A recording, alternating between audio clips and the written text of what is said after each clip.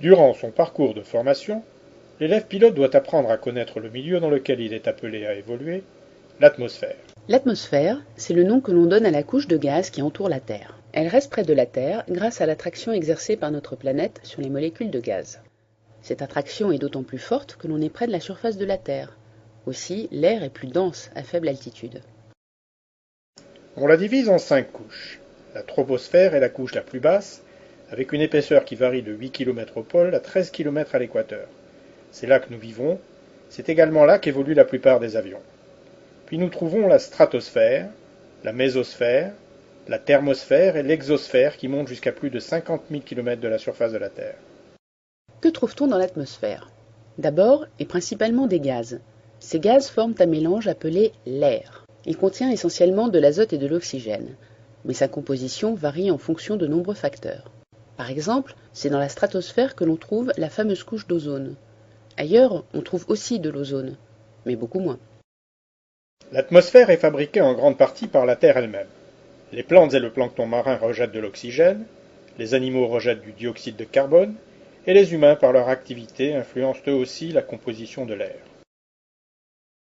En plus de gaz, l'atmosphère contient des milliards de microparticules solides qui flottent, portées par les mouvements de l'air. Elles proviennent de l'érosion des roches, des pollens végétaux, des rejets industriels, etc. L'atmosphère a une importance cruciale pour la Terre. Elle lui sert par exemple de bouclier contre les corps célestes, de filtre contre les rayons du soleil, ou encore de chauffage grâce aux gaz à effet de serre. En un point donné de l'atmosphère, on peut mesurer plusieurs grandeurs physiques. Parmi celles-ci, la pression atmosphérique et la température ont une importance cruciale pour le pilote. Pour pouvoir les connaître approximativement sans entrer dans des calculs complexes, un modèle théorique d'atmosphère a été mis au point.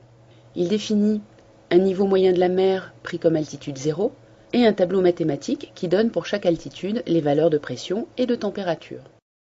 Les fabricants d'instruments de bord utilisent cette atmosphère théorique pour calibrer et étalonner leurs produits. Par exemple, un altimètre mesure la pression ambiante pour en déduire l'altitude.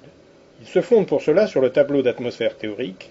Ainsi, pour une pression de 700 hectopascales, il en déduit une altitude de 3000 mètres. L'avantage est que tout avion circulant dans cette zone aura la même information d'altitude, ce qui évitera les accrochages. L'inconvénient, c'est que le tableau d'atmosphère type est théorique. Les valeurs qu'il fournit ne correspondent pas toujours aux mesures réelles. Par exemple, pour une altitude seule de 300 mètres, le tableau indique une pression de 977 hectopascales. Or, ce jour-là, on mesure au sol une pression de 950 hectopascales. L'altitude indiquée par l'instrument ne correspond donc pas à l'altitude réelle. Mais alors, comment connaître son altitude? Il doit pour cela utiliser une pression de référence donnée par la tour de contrôle. Elle correspond à la pression moyenne au sol dans la zone contrôlée par la tour. Le pilote la reporte sur son altimètre grâce au bouton de réglage prévu à cet effet, et il connaît ainsi son altitude.